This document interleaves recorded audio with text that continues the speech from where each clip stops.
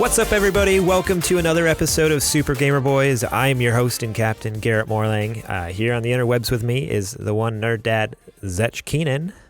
Hey, everybody. Coming in hot. And we also have a very, very special guest this week. This is the one, the only real gaming dad on Instagram.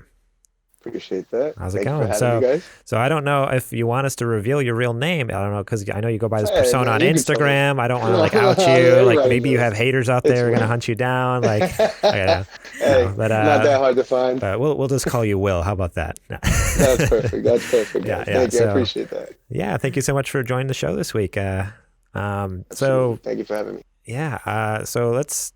I was telling Zetch beforehand, I was like, I don't know anything about this dude. He has a cool Instagram, and that's all I know, like, because you've been mainly talking back and forth with Zetch and stuff. But yeah, how? I guess first of all, how did you get to be such a big Instagram celebrity over there? You know, how's that journey been?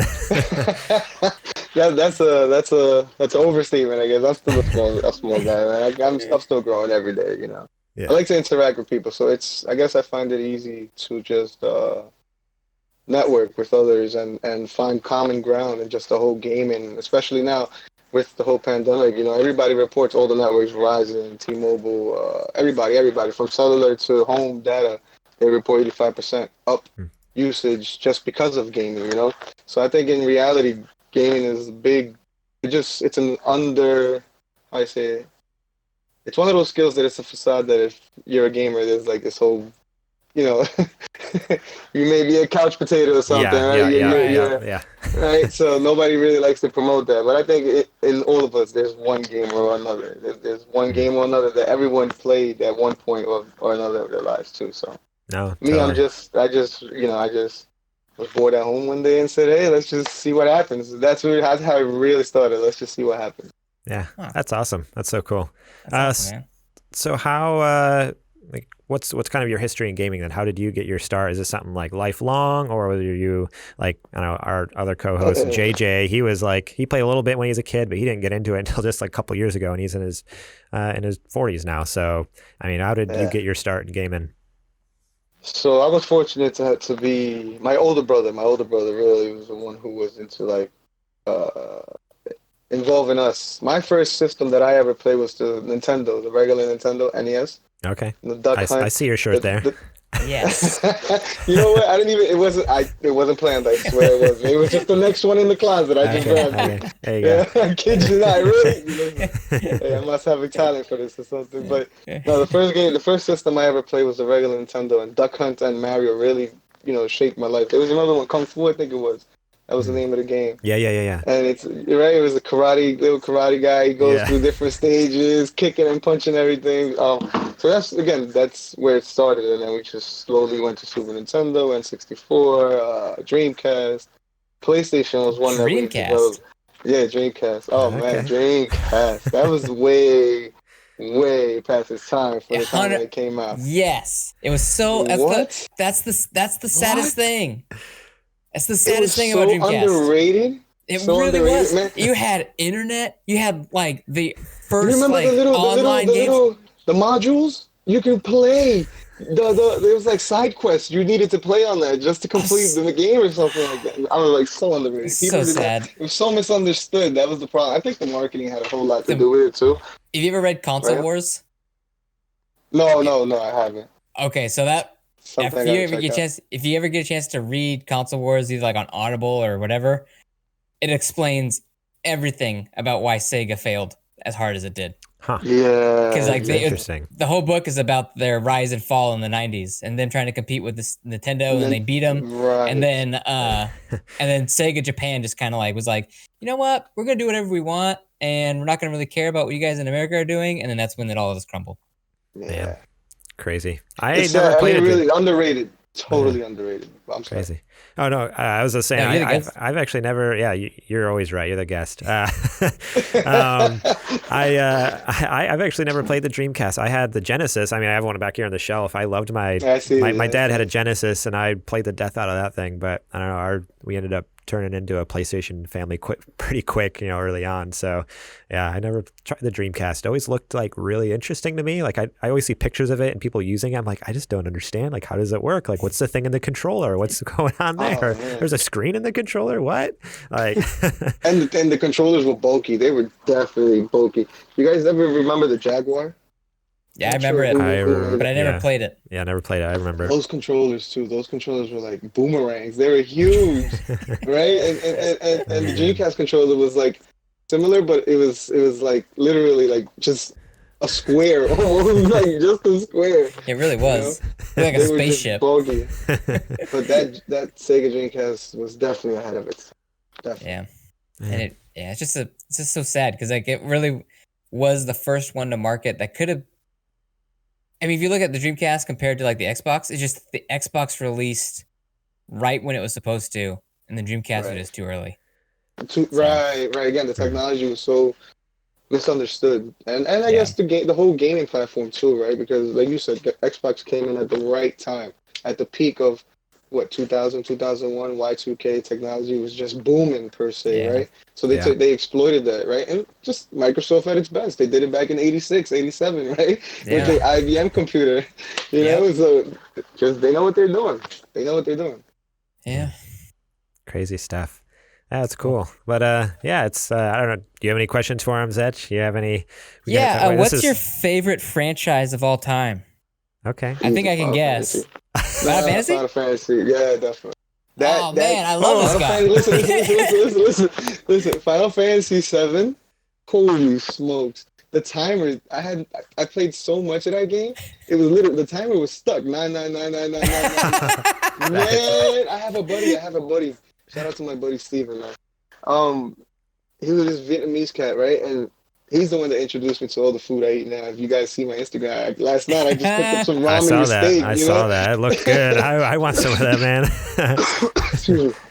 But so shout out to that guy. He's the one that put me onto everything. But he's the reason why I got into all the RPGs, all the anime per se, and got introduced to Final Fantasy as a franchise, right? And my brother too. My brother was one who always loved like expanding the worlds and solving quests and things like that. So Final Fantasy 7 again was a game that I don't know how many times I destroyed upside down. I got everything in the game, my ultimate weapon, and that's why I'm scared to play the remake because I'm in no rush. I don't have a PS4. The remake is so good. Yeah, and that's coming from the guy who hates the original Final Fantasy VII. So you should know that. What? He hates it. I don't hate it. What? I don't hate it. It's just overrated. It's one of the most. 7. Look, man. Have you played 6? Have you played 6? Of course. I played 1. I played all of them. I played 9. 6? I haven't played 14. 14 that just came out. Was it 12? 12 that just came out? No, in my opinion, okay. 14 came out.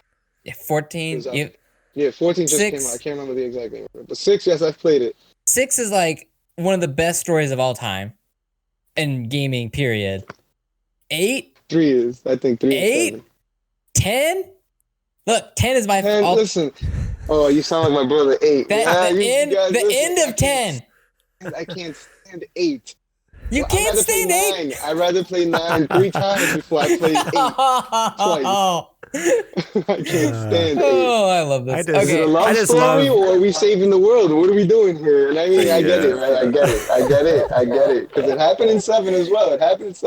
But at least in 7, it was a bigger agenda. It wasn't just the love story was a side thing.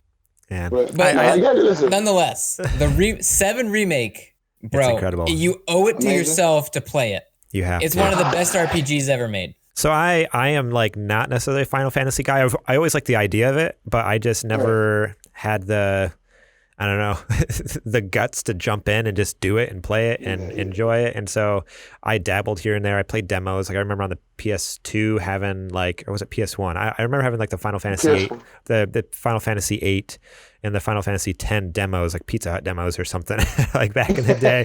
But everybody had demos. Yeah, Pizza Hut, magazines. Everyone had demos. Yeah, I love the crap out of stuff like that. But it wasn't until Final Fantasy VII Remake that I was like, I'm going to actually give this a shot.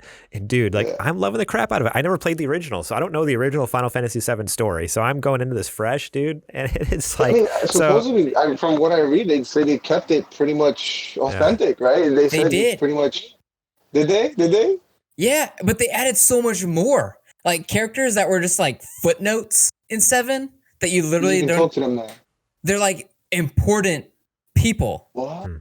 Yeah, like they're like. Oh, so that's how you do your additional quests, right? That's what I was reading. I didn't understand. No, they're part of the main story. Yeah.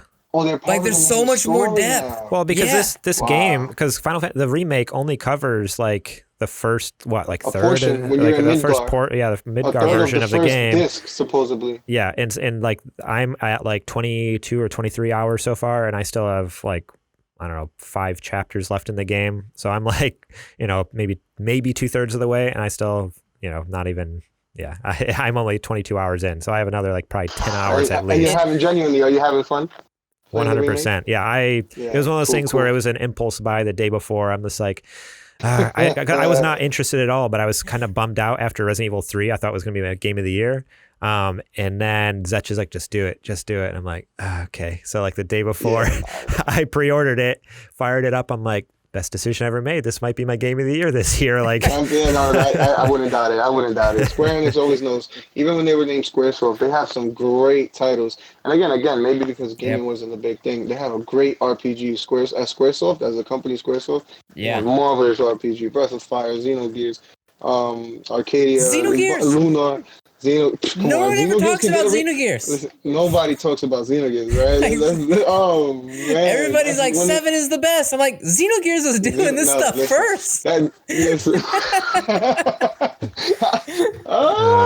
they? I don't know. I don't really know the production dates. I just know I played Xenogears after 7. So as far as voice acting goes, Xenogears beat everybody to the punch. Because they had full on like anime, FMVs and Well, I would love to talk about JRPGs a lot longer, but we're 15 minutes into the show and we haven't even got to the news yet. So we're good. I was having fun there too, and I looked at the clock. I'm like, oh, we got to get into the show. Let's do that. We can talk about it more later when we get to what you're playing. How about that? Cool. But let's before we get into the news, let's talk about our Patreon, patreon.com/supergamerboys. If you would so kindly go over there and give us a look. We got a couple tiers, $1 a month. You can get our audio episodes early and ad-free. Just $1 a month. That's nothing. That's that's less than your Starbucks you're getting. I'll tell you that. That is true. But go check us out over there. That helps tremendously with helping us pick up any games we want to talk about on the show. It used to pay for movie tickets when theaters were open. Who knows if that'll ever happen again. At this rate. Yeah, right. But shout out to our Patreon. Okay, so here's some big news. Before we get to the nerdy nudes, we got Patreon news here. We have a brand spanking new Patreon producer. What? Shiny, clean off the presses, like hot off the presses here. Shout out to our Patreon producer, Adrian Holmes, the homie. He was a guest on a previous episode, if you guys remember. Back when JJ was out for that month, Adrian stepped up, put JJ to shame really with his Kingdom Hearts knowledge, and now he's our Patreon producer. So I'm scared what horrible thing he's going to make us do, because being a producer is getting to pitch a segment. So I'm afraid he's going to make me play all 3 Kingdom Hearts or something like that. I don't know. Man. We'll see. And shout out also to our Patreon sponsors. We have Bill Bird, Julie Bates, Dustin Long, and Brent Fox. Thank you guys so much for all your support, and all you other ones too who don't get the shout outs. You guys are just as important. And we'll talk more about the Patreon stuff later on the show. But now it's time to get into the nerdy nudes. All right, let's do some nerdy nudes. That's your cue, Zach. Come on. That's it. That's all I got tonight. Now it's time for the nerdy nudes. Oh man. Rest in peace, JJ, Okay, cool. First news story here comes from Polygon. Patricia Hernandez over there writes, Sony says it knows who leaked The Last of Us Part 2. So I realized last week before the show we had talked about, oh, maybe we'll bring up that there's a Last of Us 2 leak. And then we never did because last week was kind of crazy and stressful with all the complications we had. Like we had so many technical difficulties. I kept losing track of what we were talking about. But in late April, Naughty Dog suffered an enormous leak that, among other things, seemed to spoil the ending of The Last of Us Part 2. One of the leading rumors at the time was that the source of the leak was a disgruntled Naughty Dog employee, but Sony has officially squashed that unfounded myth now. A Sony representative tells Polygon that it has identified the leakers and that although the company can't share additional details at this time, it has determined that the source of the leak had no affiliation with either Naughty Dog or the studio's parent company, Sony Interactive Entertainment. This is their statement. SIE has identified the primary individuals responsible for the unauthorized release of The Last of Us Part 2 assets. They are not affiliated. We are unable to comment further because the information is subject to an ongoing investigation. We're looking forward to when The Last of Us Part 2 will be in your hands and can't wait for you to enjoy the full experience on June 19th. The leak originally appeared on YouTube and then spread like wildfire across other social media sites, including level list footage that appeared to be from an internal build. Between that and knowledge of the studio's history with crunch, many believe that the leak was related to a Naughty Dog like employee, disgruntled employee, even though there's no actual evidence to support that. So that was crazy. And then just let's see, a couple days later, Jason Schreier tweeted out, okay, after talking to two people with direct knowledge of The Last of Us Part 2 leaked, as well as some Naughty Dog employees, I have a good idea of what happened. Short version. Hackers found a security vulnerability in a patch for an older Naughty Dog game and used it to get access to Naughty Dog servers. I think the footage that leaked is from devs playing an early build. I haven't watched it. Most importantly, rumors of this being an act of protest by a contractor whose pay was robbed are not true. Naughty Dog actually extended pay and healthcare benefits for contractors due to COVID. So Jason Schreier out there still doing the heavy lifting in the news segment. He was still interviewing people behind the scenes to figure out, it was actually hackers who got into the servers previously and just used that vulnerability to fortunately leak like some major portions of the game. Like I didn't get to talk about it last week, but I had a lot of stuff spoiled for me. Last of Us Part 2. I saw a lot of those spoilers, unfortunately, just scrolling through comments because people just post the videos in comment feeds and I wasn't expecting to see it, like totally unrelated feeds. And I'm like, sometimes I can. Okay, cool. Like this, like social media can be so bad sometimes. Dude. Yeah. You gotta learn how to use, right? You gotta learn how to use mute filters on your Twitter feed. But the problem is like that doesn't mute like a video or a picture. Like, and that's a no, not if it. If they type in, like The Last of Us leak or something like that, and then post the video. But they didn't. That's the thing. A lot of the comments, like I scrolled through the comments, it was just a video that'd start playing or like a picture just posted with like, hey, blop, there it is. I'm like, oh, okay, well, cool. That sucks. But I don't know. That's what I was going to ask. Like, did you guys see any of this stuff going off? Did you get anything spoiled for you? Did you even know it was happening or? Again, I'm solely Xbox. I don't play PlayStation. Yeah, I know Last of Us. Not that I don't care. But eventually, I do want a PlayStation just to play all the what do you call those? The dedicated games. Your favorite game of all time, Final Fantasy VII. that too, right? Because it's gonna take a year before it comes out on Xbox. It's coming out next year. Yeah, but I can't wait a year. Come on, guys, I can't wait a year. That's true. Let's be real. Let's be honest. Like holiday season this year, you're gonna find yourself a really nice PS4 for like super cheap, bundled with Final Fantasy. I'm hoping Memorial Day because realistically speaking, when I go shopping now, all the prices have gone up. And I spoke to another friend. He was like, "It's not that the prices have gone up; it's that everything that was on sale is no longer on sale. It's the real retail price now." Yeah. Right. Like if you go to Walmart, they're always rolling back and putting something on sale, but the real price of the $1.50 that they were saving you, they can no longer afford because of whatever we're going through now. So supply. Everything's actually supply and demand. So everything's back at its normal price. I'm hoping that Memorial Day, maybe it's too soon, but who knows? July 4th is the next one after that. So let's see. Hopefully, I'll find a nice little bundle. There you go. So for me, I haven't been on Twitter a whole lot lately at all. And once I heard that this thing was leaked, I was kind of like, whatever. And usually when I see, if it's a game that I'm interested in, I usually scroll right past it anyway. I don't take the time to actually watch the trailer or anything like that. I usually just kind of like keep skipping on through. So I probably saw stuff that was leaked, but didn't even care enough to actually really pay attention to it. Right. Yeah, you scroll fast enough. You will not. Yeah. You will not fool me. I'm like, nope. Yeah. I'm gone. Nope. Keep going. So it's pretty messed up that I think that's what happened. I mean, yeah, I just don't understand, like, what's their goal on that? Like, okay, they just ruined like a lot of people's day who had that spoiled for them. Like, what did they, I mean, if it was a disgruntled employee, they don't have anything to gain either, but at least in their mind, maybe they can justify like, oh, I showed them, like, whatever. But it's like, these are just some random hackers, apparently. It's just who, I don't know, there doesn't seem to be any motivation. I don't understand, like, why. What did they, I'm sorry, again, I'm not well versed in it, but what did they end up showing? The ending or something? Like, what did they show? There was multiple video clips. I only accidentally saw a couple of them. Apparently there is multiple ones, like more that there's like... Tells you the story? Like, so like the main, because... Wow. Yeah, so it was like, there was a couple ending things. That blows. Just some character development type stuff that I wish I didn't see. And then even... a lot of it, people are just straight up like writing in the comments, just like blah blah blah blah, like this happens or whatever, and it's just like, oh, okay, well, that's cool. So we can make up our own leaks with this. Yeah, right. On it. We could be like, hey, Ellie dies again. Like, what do we?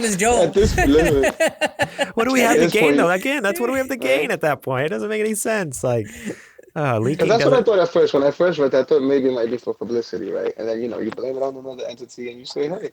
Bad publicity is still good publicity, but geez, to throw in a whole storyline of events and then and apparently even that's a bit too much. Yeah, apparently even before that too, because I only heard about the video footage and some like screenshots and stuff, but I read somewhere else in another article saying that there's also like apparently like the full, I don't know if it's a plot synopsis or script or something was leaked. That was very quickly taken down. But like people on like Reddit and other places are straight up just like discussing, they've read through the entire script. They had enough time. They got in there quick enough, downloaded the script or the synopsis of the story, and have read through it. And then they're just like feeding out like random pieces here and there. It's like, why ruin it for people? Like people who don't want to play the game. And then they're like, I have nothing better to do. Like this is so I'm going to ruin it for everyone else. But I don't know. It sucks. So just be careful out there. Look out.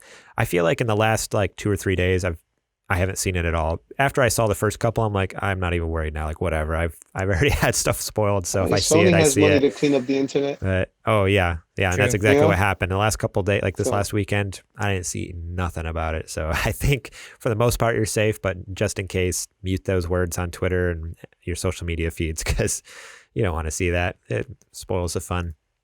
Sucks. I'll be like Zach, just don't click it. Yeah, they will not get you. Keep scrolling. On Twitter, like stuff autoplays. Maybe I need to turn off the autoplay on my Twitter app, but like stuff just like automatically starts going. I'm like, whoa, what is this? And at first glance, you don't realize it's a spoiler. You're just like, oh, is this a new trailer? Oh, wait a second. Oh, whoa, what am I seeing? No, wait. Like I don't think I'm supposed to see this. Shoot. But that's true, though. That is true. Crazy stuff. But yeah, let's get into the next news story here. So big news I was excited for anyways. Assassin's Creed Valhalla. Everything we know. The big reveal last week. So they did a live stream of Boss Logic, awesome dude on Twitter, awesome artist. Go check him out.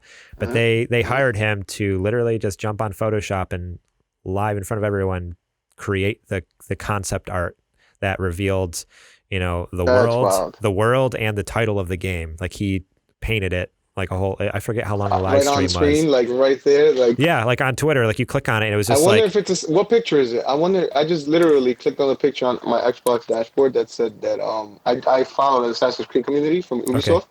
And they posted a picture, and is it like the Viking holding 2 axes in the front? Yeah, I think he's holding 2 axes in the front, and on the one side it's like a bunch of Vikings. Like it looks like it's icy or cold or dark. And that's wicked. Yeah, and then on the other side, on the left side, it would be the 2 forces fighting, like running up the hill, and the castle on fire. The castle on fire on the hill. So yeah, it's a dope picture. He painted it live, like straight up. I was like, what in the world? Like I wish I was an artist. Like, man, that would be so cool to do stuff like that. But Yeah, so some little tidbits that came out because afterwards, obviously, they were quick to do some interviews with people, which is cool. They released the first story trailer, which was amazing. Go watch that trailer. It's dope. Like, it looks insane. The story, the Assassin's Creed series, jumps around to various settings throughout the world history, and Valhalla takes place during the Viking invasions of England. At the time, a collection of smaller kingdoms such as Wessex and Mercia, maybe, which began near the end of the 8th century. Players will control Ivor, a Viking raider who will lead excursions into England to fight, conquer, and build Norse settlements in the British Isles. Opposing the Vikings is Alfred the Great, King of Wessex, who led the Anglo-Saxon resistance to the Viking invaders. You can customize your character, play as male or female in this game, so similar to Odyssey. Was it Odyssey? Odyssey. Yeah, the Odyssey. You could do that. Except you're not brother and sister this time. Is that what it was in Odyssey? So I missed Odyssey. Okay, interesting. So you can decide to be male or female, and you'll have full customization over their look as far as clothing, tattoos, accessories. You can fight with a variety of different weapons, including sword, bows, dual-wield axes. Equipping different skills and gear allows the player to take different approaches. As with past games, Valhalla will feature an open world, and beyond combat, players will also be able to hunt, fish, and even engage in poetry battles known as flighting. So you get to poetry slams? Epic rap battles of history, basically, straight up. Like, that's what this is. The Viking poetry slam. That's what that is. That's what it is. That's it. I can't wait. That's what I want to do right now. Give me this game. This is my bow. This is my axe. Anything can sound like a slam poem if you say it like this. That's it. Anything that sounds real egotistical, right? Yeah, man. That sounds fantastic. Oh, man. Anything that makes you feel strong. Jeez. The Vikings are legendary for their fighting prowess, but they were also fantastic explorers and traders. Valhalla explores these other aspects of Viking culture by having players build a settlement as their home base in England. Players will be able to build and upgrade structures which provide distinct benefits. For example, a barracks to provide better troops, which that reminds me of like basically what they did with Assassin's Creed 2. Kind of expounding on that a little bit. Like, except that was kind of very cosmetic, if I remember right. I think not all of it was. No, not all of it. It unlocked some weaponry and equipment and stuff like that. But like obviously this is way more expanded. But that was one thing I loved about Assassin's Creed 2. Like when they added it, like it was so much fun. Like upgrading your villa in different areas. So this area lets you colors. You can change the colors of your outfit. Yeah, right. The colors. Yeah, customization. That was so fun. Yeah, so I don't know, expanding on something like that, because have they done that in another Assassin's Creed game, having like that city building element anymore or upgrading element? In 3 they did it to your own colony and the people around. Did they? Okay. Like your settlement, they called it a settlement. Yeah, you had one settlement that you could bring people, you could bring back to your settlement, people back to your settlement that you help outside, and you expand on your settlement, right? What else? I want to say. Unity, I believe in Unity, I don't think there was any building. No, it was just more of liberating. It was more liberating people and destroying the factions of the bad people, whatnot. Syndicate, you had your train. Syndicate, you're right. You had your train. That's what. Yeah. Rogue, and Black Flag. You got your boat. You did it. Yeah, that's right. You had your boat. Yeah, you customize your boat. You can customize your flag. You can customize the cannons on it. So that's awesome. Huh. So, yeah. So pretty much after Assassin's Creed 3, I kind of fell off for a long time. I didn't come back until Origins, so I missed all those weird interim ones with like Black Flag and Syndicate and like everything. I heard Black Flag was good. I have it because it was like a free game on PlayStation Plus 1 month. I've never. Have you played Rogue? Gone back to play it. No. Anybody played Rogue? No. It intertwines with Black Flag and Unity. Okay. Oh, really now? What? Huh. The ending of Rogue? I'm not even going to spoil it for nobody. But okay. Yeah, no leaks. Man. No leaks. Oh, yeah, no leaks. I want to keep on scrolling. They're all good stories, man. I love the storylines. That's what captivates me when I play the Assassin's Creed game. So this is what I was going to say before. Assassin's Creed, as you could say, as an adult, it shaped my life as an adult. I've played all of them, right? Brain teasers, the knowledge behind it, the way they use reels, or well, nothing is true, everything's permitted, right? real artifacts and real stories from lifetime events, right? And whatever they did to either make their own plot behind it, it still makes you wonder, like, did this really happen? Is there really a shadow government? Yeah, Is right. that what they call the deep state, right? But again, those games are awesome. Yeah, those games are awesome. Dang. That's so cool. The thing about Assassin's Creed games, and especially this one, Valhalla, is on the one hand, I'm like super pumped. Like, I love that like this franchise exists. I especially love the fact that they take real history and then blend it with these notes of fiction and really kind of make a really amazing world out of it. I want beef. And they get you to wonder, right? And they get you, that's how they get you, I guess, to keep playing, because you want more. You want that to, there's a conspiracy investigator in all of us, right? So when you start feeding that thought, it's like, wow, I want more. Is it true? Is it not? Did it really? Is there really an assassin group out there, brotherhood? Maybe I'm an assassin. I don't know. Right? Maybe. I'm not saying I am. My DNA. I'm not saying I am. I mean, listen, no judgment.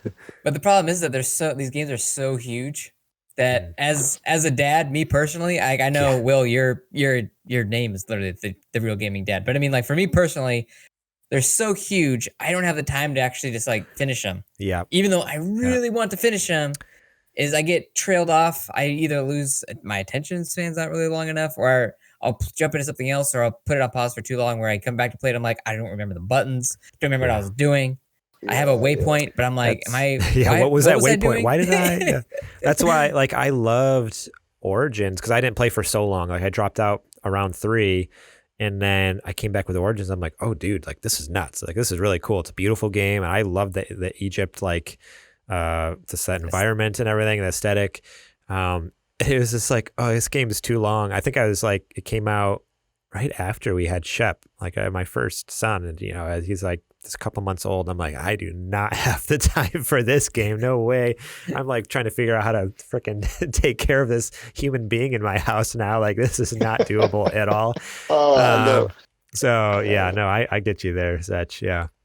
Again, that's the one game I'm on right now too, Origins. That's the one game I haven't had a chance again to put in a full day. And I always plan it in back in hell. Today's gonna be the day. Today's gonna be the day. But again, unexpectedly, these kids, they don't know a schedule. They don't even respect our own schedule, right? Yeah. So things happen. Yeah. It's like I could put an hour here, an hour there, and again, I go back months later, like, why did I do this? What happened here? Yeah. Right. You want to replay, you're like, no, I don't want to start all over. And then you just tend to just go chapter at a time again. That's what I want to do. I have full intention to just play a chapter at a time, or however it goes, quest at a time, I should say. Man. The last thing that they're adding to the series has experimented with multiplayer in the past, but Valhalla will allow players to create custom mercenary Vikings to share with other players. You'll be able to send your raiders to assist others, or recruit your friends' mercenaries to help in your campaign. So it's like a Clash of Clans. So it's like it's co-op. Yeah, it's like co-op, but you're not playing with your friend. You're playing with your friend's friends. I think they did that in Unity. They attempted to do that only on multiplayer in Unity. I thought Unity you could actually. Unity was like both of you guys can be in there, right, and play together. Not in the story. No, I don't recall. Not in the story mode, but they had like co-op missions that you could do. Mm-hmm. You can like queue up. Oh yes. You can queue up for like a game session. Right. You can queue up for a different game, and it takes you to like a lobby, and you just play that mission. Yeah. That mission. But this one sounds like they're taking a page out of Clash of Clans' book, where it's like, okay, well, you guys can build up, mercenaries, and then however strong they are, you can be like, hey, I need some mercenaries over here, and you can send them over to your buddy or vice versa. Which is pretty cool, because that's how it really was in the Viking days, right? That you trade supply and demand, and you help each other out as, I guess, colonies, if you want to call them. True. Yeah. It's cool the way they incorporate. So Valhalla is scheduled to come out during the 2020 holiday season, and the game will be available on PS5, PS4, Xbox Series X, Xbox One, PC, and Google Stadia. Right. One thing. Yeah, right. One thing I do want to note, though, that I tweeted about the day the trailer launched was all of the marketing material so far, all of it, has been geared towards Xbox One and Xbox Series X. Mm-hmm. Like if you look on, I'll go to Assassin's Creed page, the very first I think at least the last time I checked, all the ads, and even at the end of the trailer, it says X coming to Xbox Series X, and then nothing about PlayStation. So originally I was like, is this going to be a timed exclusive like what they did with Tomb Raider? Remember the Tomb Raider was like on Xbox for a year and then it came to PlayStation. Are they going to do something similar with this, or is it just, or did Microsoft just pay them a bunch of money to get their stuff all over it? Ubisoft would tick off so many fans if they did a timed exclusive. Oh yeah, 100%. Oh my gosh. Like they're not, I mean, Square Enix and Crystal Dynamics, when they had Tomb Raider, totally different thing. Okay, there's like, this is a unique IP. This is the first time it's ever been. Unique in the sense where it's like a refresh, a reboot. Right. Or this is like another one in the franchise. Like they don't got the room to do a timed exclusive. So yeah, heck no. But I will say this. I mean, go ahead. I'm sorry. No, go ahead. You will say this. I'm sorry. Yeah, I'll say this one thing and you can go. The mere fact that they're saying this is going to be Xbox Series X, for a fact we're going to see more gameplay about this on the 7th when Inside Xbox drops. Right. We'll talk about that in a second, but yeah. Yeah, it's going to be awesome. Yeah. So anyway, Will, you were going to say. Well, that's what I was getting to, just the same, right? The fact that Xbox is coming out, and it's known right now that Xbox has the better equipment, per se, the better hardware, right? Yeah. I guess, respectively, Ubisoft knows where to direct the traffic, because at the end of the day, the winner at the end of this race may potentially be Xbox. It's going to be tight. He doesn't want to agree. All right, we'll agree to disagree. How about that? But I believe that because Final Fantasy VII is a year timely exclusive for PlayStation before Xbox gets it, Xbox will probably do its best to do with Ubisoft, because they've given away some Assassin's Creed games as part of their gold games, Xbox, and I don't think PlayStation has done that. Yeah, no, they've given away. They did do Black Flag. Yeah, that's the only one. As far as I know, I think Black Flag is only on PS4. We've gotten 2. We've gotten Black Flag. We've gotten 3. We've gotten Rogue. Unity. We've gotten Unity, right? Unity. Like every single one of them. And they've all gone free. Yeah. Right, they've all gone free with Xbox. So I think that plays a factor in where Ubisoft is going to navigate their traffic at the end of the day. And whether it's willingly or whether Xbox paid for it, because we know, again, Xbox has the money, just like Sony does, to clean the internet. But again, so I think that's.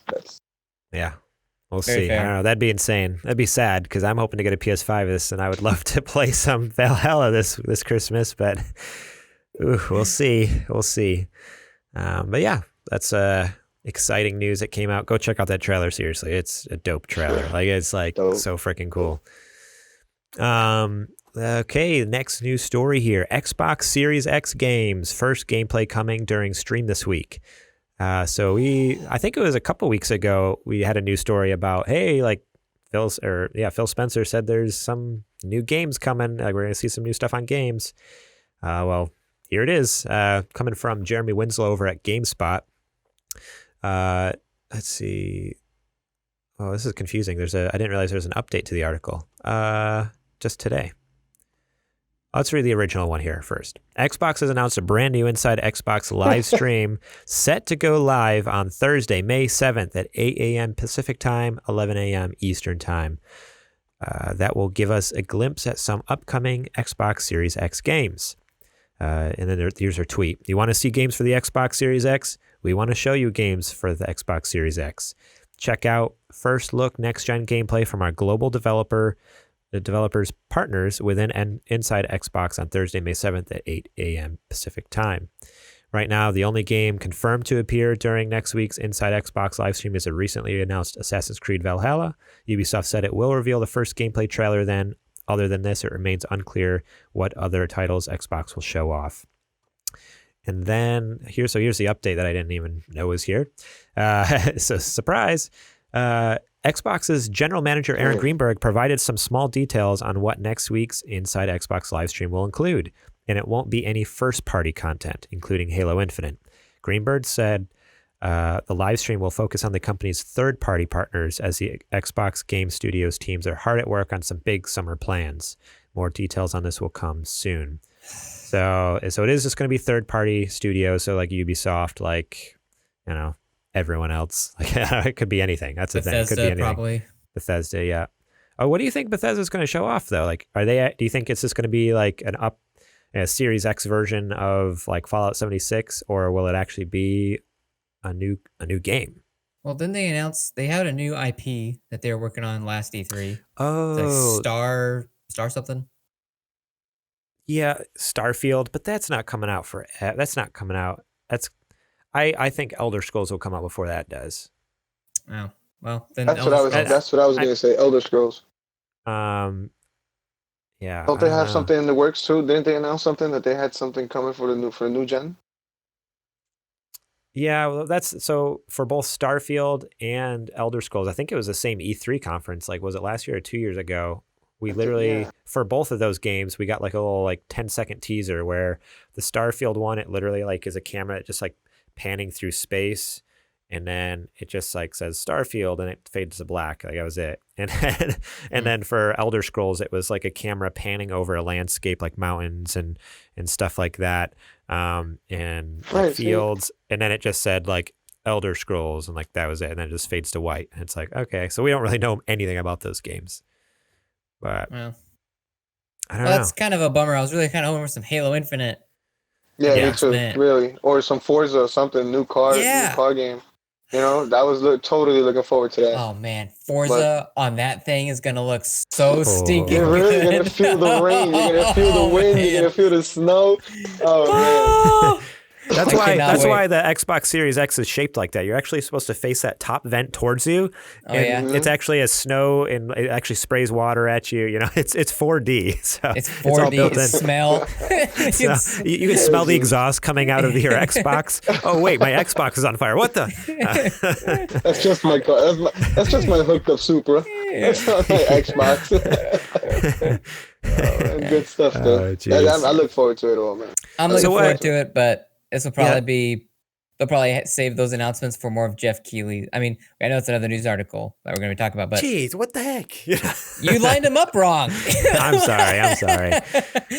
So yeah, with them not, bringing first party titles in, like what kind of stuff are you excited for? Possibly, maybe, like what do you think you could see then, and what might you be excited for, being the Xbox fans you are? Yeah, for this this thing on May 7th, what do you think they're going to talk about? Oh, for May 7th, I thought you meant like in the long term. Yeah, for May 7th, like Zach just said, Halo. I was totally looking forward to Halo. I'm a big fan of Halo too. I've been to the convention. I've played all the Halos again. Shake my high school days. Oh man, Halo was it. Dude, Halo was really it. You should have been here last episode. Me and John were talking about how great Halo was when it came out, man. But yeah, I'm with you on that. That Halo Infinite's kind of like the main thing I'm looking forward to. Obviously, Gears. I don't know if they're going to have another Gears announcement so close to 5 that came out, but that'd be cool to see. But if we're just talking about third-party titles, I don't know. Like, there's really no other titles that I'm like, maybe I'm just a curmudgeon, but there's really no other titles third-party wise that I'm super looking forward to. Like, you know what? Yeah. I took back GTA 6, but it may be that GTA 6 may just have something in line to present at this event. They totally could. You never know. Yeah, they could. That'd be huge. Like that would because they've been saying they don't want to. They're not gonna manufacture it for any of the previous Xboxes like the One X, the One S, none of them. It's all strictly gonna be for the new gen consoles. Because they're big on stating that there's going to be low loading times with the amount of flops available on the new devices. So crazy. And again, you guys, I don't know if you guys played it, but the loading times on GTA, you can go cook something and come back, and it'll still be loading. It's like Fallout. That's like Red Dead Redemption 2. When I pop Red Dead 2 in, I would leave the room and come back. I'm like, you gotta be kidding me! Like this is. I could still here. Yeah, it's still going, and that was just for like playing single player mode. Then when you tried to jump in the Red Dead Online, I'm like, screw this. This is garbage. Yeah. Like, what is this? Yeah. That's on my PS4 Pro. Like, it could not handle it at all. I'm playing that on the X, and like, the load times on the X are still bad. Like, it's terrible. It's hard. So. Yeah, terrible. So let's hope. One can only hope. And again, being a GTA fan that I am, I'm hoping that maybe we just might see something. Who knows? There you go. There you go. That's actually That'd be cool. Cyberpunk. I hope that they show us some Cyberpunk. Oh, Cyberpunk. yeah. Oh man, Cyberpunk already looks beautiful on. I think what most of the demos have probably been PC, I imagine, but I Probably throwing it up there in Series X. It's gonna look so good. I can't wait. Put that shout out to Cyberpunk too, because they had an exclusive controller for Xbox. And now again, I'm not sure if you guys are familiar, but Xbox, and they have an exclusive Xbox coming out, right? Yeah, the actual man, console it slipped away, man. It slipped away, and a console too, man. I tried to go on within hours. That thing sold out, man. I was really like 4 or 5 hours late. Sold out everywhere, man. And if you go anywhere like on Amazon, eBay, price gouge, $100. I'm not paying $100 for a controller. You out of your mind. No way. Yeah. Unless it's the Elite. I almost bought the Elite. So shout out to my wife. She bought me the version 1 for my birthday. And again, it's the best controller I could have used. I've had it for a year already. Man. There's people out there that really play all weird and use the button configuration. Like they'll hold onto the joysticks with their index and thumbs, and then use their middle fingers to touch the back and their ring fingers to use the triggers. Oh man, the paddle avoids everything like that. Yeah, the paddles on the back, they're so easy to use, so easy to configure, and you can make profiles too. And with new version 2 on Xbox, you can do up to 3 or 4 profiles or something like that. But the new one, the version 2, I gotta get that one, but it looks real exquisitely nice. That's awesome. It looks exquisitely built. Yeah. I have to. My birthday's coming around, so maybe I might get lucky this year again. Well, if you're looking to dump off your other one, man, I'll pay for shipping. Just saying. I'm a controller collector, so I can't guarantee it. I'm a controller collector. I have about 10, maybe 11 in my stash that are different designs. That's so dope. Man. That's so dope. Okay, cool. That's one thing I love about Xbox. Their whole controllers, they got me. Me. I so many of them. Well, with that controller lab too, that's so cool. You can totally customize whatever the heck you want. That's so cool. I wish PlayStation would come around and do something like that. I know they give you lame sauce. They even do engraving. They even personalize it. They engrave over at the lab. Engrave your gamer tag on there. There we go. Right. Yeah, whatever. Your alias, your gamer tag, whatever you wanted to say. I want to get my wife a Chiefs one, Kansas City Chiefs. That's like that's her football. She's from Kansas. Yeah. So so she games a lot too. So yeah, I kind of want to get. Oh, nice. That's awesome. Shout out to the wife. Isn't Kansas City in Missouri? What? Isn't Kansas City in Missouri? So you're saying it's in both states? Okay. It's the only city that's on both sides of the county or state lines. Yeah. Okay. I did not know that. Well, I've just always graphics. We're learning today. We're learning about geography or geography. Yeah, geography. Exactly what it means. Yep, we're also learning what the word geography means. Yeah. Geography. It means places. No. Now you know. Yeah. Thank you for tuning in. Thank you for tuning in. Cool. Let's get into one more news story. Let me look at the clock here. Yeah, we had 2, but let's just get into one. We'll just do this last one because this one is actually pretty exciting because it's kind of a replacement a little bit for E3, but it stretches out what you normally get in a weekend over 4 months, which I don't know if that means more information. Then I'm down. Jeff Keighley has revealed Summer Game Fest, an industry-wide celebration of video games that will run from May to August 2020 and deliver news, in-game events, and playable content. This comes from Jordan Oleman over at IGN. The news was first revealed by Keighley on Twitter, who posted a note outlining his ambitions for the Summer Game Fest project. The Phase 1 lineup for the festival will include news from 2K, Activision, Bandai Namco, Bethesda, Blizzard, Bungie, CD Projekt Red, Digital Extremes, EA, PlayStation, Private Division, Riot Games, Square Enix, Steam, Warner Brothers, and Xbox. As well as strict news, Keighley's festival will offer in-game events, playable, I don't know why there's a weird comma there. Playable in-game events, essentially, I think is what it's supposed to be. Content and demos of select titles, as well as a number of announcements that are yet to be revealed. Playable game festivals from Steam and Xbox are expected to arrive soon, and the festival will incorporate panels and interviews with prolific developers and publishers in the games industry. You can check out the Summer Game Fest website, where you can sign up to be notified when the content schedule goes live. So this sounds freaking awesome. So basically, for the next 4 months, They're gonna put out a schedule, and we're just gonna get like dope information drops from some huge companies out there, like everyone from PlayStation and Xbox to Blizzard, Bungie, to Activision, everyone. And this is just phase one. Like, that's the other thing that blew my mind. I'm like, what? Like, how many phases are there going to be? Like, is like Avengers, like 3 phases going on here or something like that? Or I don't know. I'm excited to see. My biggest question to this, though, right, and I'm sorry if you mentioned it, but how are we going to obtain this information?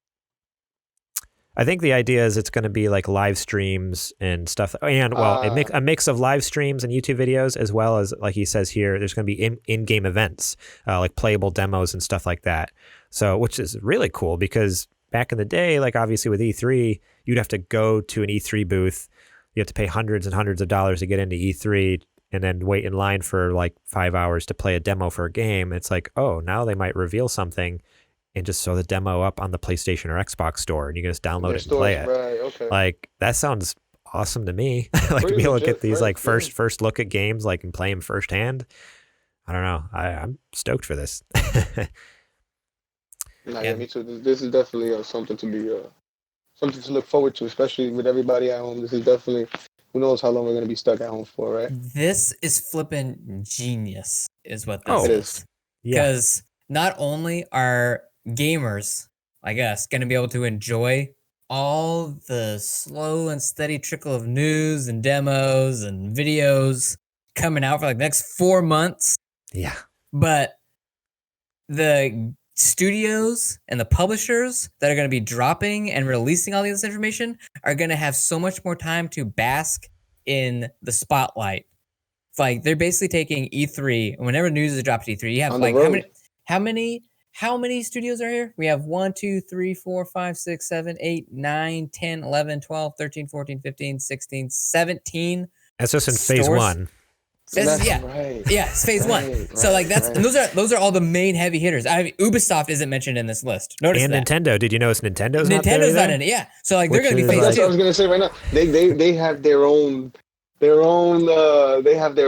They take their own time slot. Yeah, Nintendo probably won't even be a part of this, but they'll be like, oh hey, I know Summer Games Fest is going on, but guess what, guys? We got this little thing happening over here. Yeah. But nonetheless, this is such this gives us a lot more time to soak up all that news coming out. Oh yeah. Because instead of it happening over 4 days like at E3, we're gonna get this over the next 4 months, and this is literally gamer heaven. Like, that's what this is gonna be. Absolutely. Oh my gosh, I'm so stoked. This is gonna be so legit. Like, I'm gonna look at all these games. I'm not gonna have time to play, and really love it. Because like, I so look forward to E3 every year. Like, I've never been able to go, and honestly, I was hoping one day to be able to go to it, like just experience that at least once in my life. And now it's kind of sad. Like, oh, it's not happening this year, and they say they're coming back next year, but will they really? Like, after this year, who's actually gonna? Especially if this pans out and ends up working. Like, if Jeff Keighley actually pulls this off, all the developers are gonna be like, no, we're good. Like, sorry, we're not coming to E3 next year. Like, we're good. We got Jeff Keighley doing the Summer Game Fest every year. And to any listener out there that doesn't know who Jeff Keighley is, he's the guy that started the Video Game Awards. Yeah. The biggest video game award show ever. Yep. Yeah. So for him to lend his talents to this is gonna be, it's gonna be good. Yeah, and it's not. Good. It's not in this article here, but I was reading another article, I think, or maybe it's a tweet somewhere. But basically, I think they're kind of kicking off Summer Game Fest with this the Inside Xbox that's happening on the 7th. Like, they're like technically it's separate because that was announced before Summer Game Fest was announced. But the idea is like there will be more in-depth looks. So they're going to show everything off at Inside Xbox, and then the idea is like, okay, now we're going to kick it over to Jeff Keighley, and he's going to do like interviews with the people and show off more of the games. Like I don't know if it's going to be the same day or the next day, like, but it's going to be connected. So like, okay, so this is getting kicked off like this week. You know, we're jumping right in, and I guess it's supposed to end. They said in August. They're going to cap it all off with what's it called, with the big event he does for Gamescom over in Germany every year. He's doing Gamescom. But he has a show, and I forget what the name of that show is called. But yeah, so basically that's going to be the end of it. Like, when he does that live show for Gamescom, basically when he kicks off Gamescom, that's the end of Summer Games Fest. And now I'm having a brain fart and can't remember what the name of that stupid thing was. But yeah, I don't know. This is so exciting. I can't wait to see what kind of crazy news we're going to get out of this, because Jeff Keighley, he's all about them scoops. He's going to get us some good He's going to give some good juice. That's what I was going to mention before. He's got us hooked up to a good IV for the whole summer. He's giving us good at a time. This guy does the best, man. That guy does the best for sure. He knows how to deliver. Yeah, he does, good man. Stuff. Cool.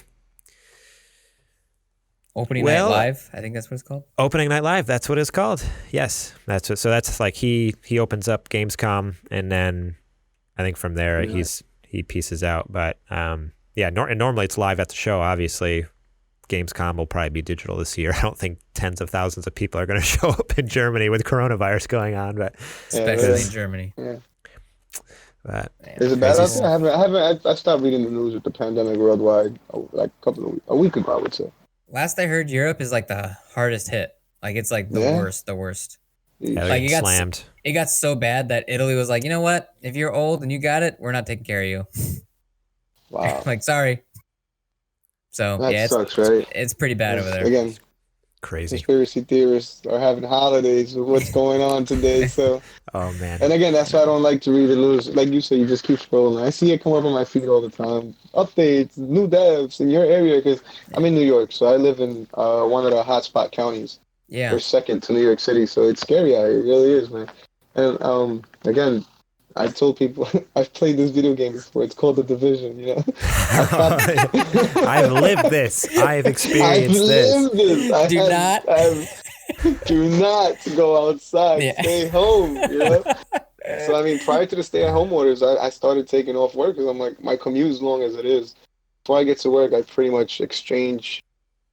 I guess you don't even have to shake somebody's hand. The same pole you grab onto on public transit. Oh man. Thousands of people have grabbed onto it already, and now again I'm in New York. So by the time I get to work, I probably shared the same gyms with 5,000, 10,000 people because of one train cart. Yeah, crazy. You know? Yeah. So again, it's been craziness, man. Yeah, we're pretty fortunate. We live in Central Valley of California, so it's the numbers are pretty low over there, right? Yeah, like in the Bay and in LA, they're pretty high, but we're it's kind of eye opening because like I kind of figured that's what I was kind of happy you touched on that too, because I know for us it's like we all live in bubbles, right? We all just know what we're familiar with, what our surroundings are. So it's actually kind of cool that you're here because it's actually kind of important to know. It's a reality. It's a reality, you know. And again, May being Mental Health Month, right? A lot of people, how do you say it?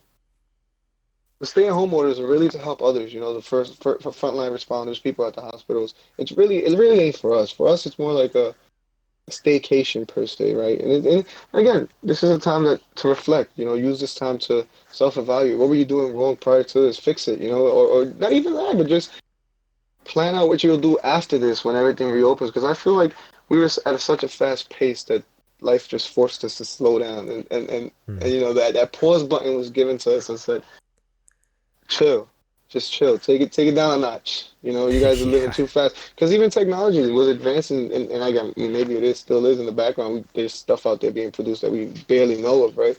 But for the most part, anything that was expected to come out has now been put on pause, right? So it's like the world got put on pause. Yeah. To again, and what else? When you're home, not doing anything, your mind starts to wander, and evidently, even myself, I sit here and just sometimes go into my own past and start thinking, you know, how'd I get here? What am I doing now? What's next? After I'm able to go back outside, what's the first thing I want to do? What can I do today to help anybody, if that's the case, right? Yeah. And it's really that simple. It's just a matter of thinking. And I think prior to this, that was one thing we took for granted, was thinking, because everybody was just such at a fast pace, you know? But again, I don't want to get too deep on that end. But again, maybe in mental health, I just think everybody should just be able to reflect and even speak to someone if they have to. There's plenty of resources out there, you know? Yeah. No, 100%. Yeah. For real. Man. Real stuff. Well, man. I just hope one day we can go back outside again. Yeah, right, man. Hopefully Let soon. me out. Let me out. I know my 2-year-old can't wait to get back outside and see his friends again. Oh man, that's like the hardest thing for like little kids to understand is it's like, oh, why can't I go see so and so? It's like, well, because maybe they're sick. It's like, what? Right. What does that mean? Like, maybe they're sick? Like, what? Like, I don't know. They don't understand sickness anyways. Like, oh. So my kid's a big McDonald's fanatic, right? And that's the one thing he's been telling kids. And me personally, I don't want fast food because not that I don't want fast food, but I'm scared that the person who's making it or whatever the case may be. Some people are forced to go to work, especially as fast food chains, right? Yeah. So they'll lie and say, "Oh, I'm not feeling any symptoms," and meanwhile they're feeling like crap. And just to be there, and I get it. I'm not judging them, nothing against them, right? Everybody's got to make a living. But I don't want that to be because I took that for granted, McDonald's, because I couldn't wait a little. So again, going back to the Roblox thing, I allow my kids to play Roblox because in Roblox, they have a virtual McDonald's. There you go. So you can get all that McDonald's place action without actually going. Yeah, that's seriously. Legit. Exactly. That's I don't even know how he gets there, what game modes he picks. But again, I just supervise it 1 year to him and 1 year to my other one who's 18 months old. But whatever I'm doing, it's supervised. He does it supervised. Yeah. And then he interacts with the people on there on the mic. And again, everything's supervised. Yeah. So I have nothing against Roblox. Cool. And again, I might take some heat for that, right? Because Roblox lives behind his facade. But here's the deal: we're all dads. We totally get it, man. We totally get it. Gotta do what it do, right? Gotta make it work. Exactly. So anyway, cool.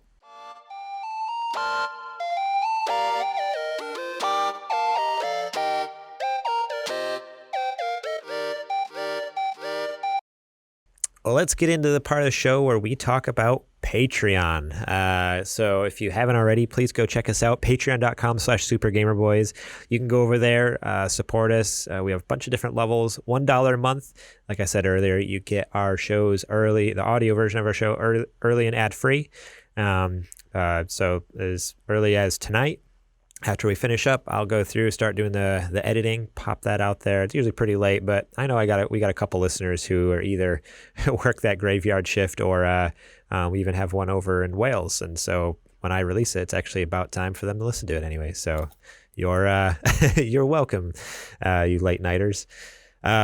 We also have the $5 level over there. You get the show notes, so then you can see what we're going to talk about in the next show, and you can leave comments, you can leave your own questions, you can leave your own thoughts on news stories, and we'll share it during the episode if we have the time or if I can fit it in. I usually try my best. I think pretty much any time I've been able to throw it in there, which is always a lot of fun. $10, that's our sponsor level. So that's when you get all the previous perks plus that shout out on the show, just like our sponsors, Bill Bird, Julie Bates, Dustin Long, Brent Fox. Shout out to you guys. You're awesome. And then the top tier, the producer tier, $15 a month. You can be just like our producer, Adrian Holmes. And not only do you get the show early and ad free, you get the show notes early.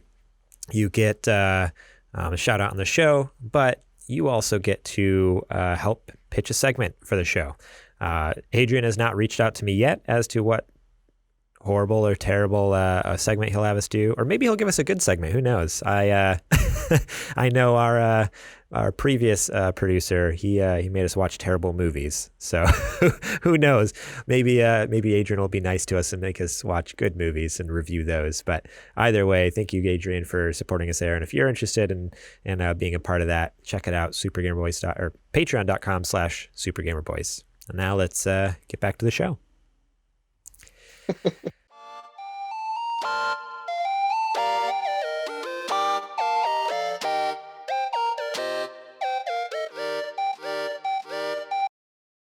So we have our new releases here. I'm just going to rattle a few of these off. So these aren't all the new releases for the past week. For any of you newer listeners, these are just a few that stood out to me that either interested me or I know are kind of bigger in just gaming culture this time. I'm seeing news articles and stuff about, because there's a lot of games that come out every week and half of them are just like, what is this garbage? Like, I've never heard of this thing. No offense to you guys. I guess I shouldn't judge. It's probably not garbage, but they're probably not garbage games. They're probably great indie developed games that, people have poured their heart and souls They're good for into. achievements. They're I've good watched, for achievements. there you go. Yes. Achievements and trophies. Trophies on yes. PlayStation. Right. Yeah. They're I've good watched for some achievements. trailers. I've watched some of the trailers of those other games, and they are very much indie games, but not good indie games. So I'll tell you that. That's very judgmental. So I'm pretty sure they would like to hear that from you. Okay, well, yeah, that's fine. Call of Duty Modern Warfare 2 Campaign Remastered is finally coming to Xbox One and PC. We had it last month on PS4, but you guys get it a little late. It came out April 30th. Let's see who's laughing when Valhalla comes out. Wait, time will tell whether that's exclusive or not. At this point, I still have hope. Levelhead came out on Xbox One, Switch, PC, iOS, and Android on April 30th. Streets of Rage 4 came out on PS4, Xbox One, Switch, and PC on April 30th. And then John Wick Hex is out on PS4 on May 5th. So yeah, go check out some of those games. There's a lot of cool ones there. And next is the segment that you all know and love called What You Playing. So as our guest of honor, Will, the real gaming dad, will you kick us off? All right. So I play a little bit of everything, right? So I try to, divide my time for different things, but mainly GTA 5 on. Oh man, there's this whole galactic war, and again, I'm not sure if you guys are well versed with the storyline, and it goes back with San Andreas. It connects to San Andreas with green and purple. It's like two different factions. Grove Street and the Ballers, right? Green and purple. That was the sets, you would say, right? Okay. Excuse me. So, again, in the games, the gangbangers, they fight each other. But now in the GTA Online world, what people have came up with is that they're buying space suits, these like alien suits. Okay. Green and purple, like green and purple aliens. And they've made this whole, like, they're going around just trolling people, just beating them down with bats, stopping their missions, and it's pretty horrible. It gets pretty toxic, I would say. I mean, I don't condone that type of behavior, right?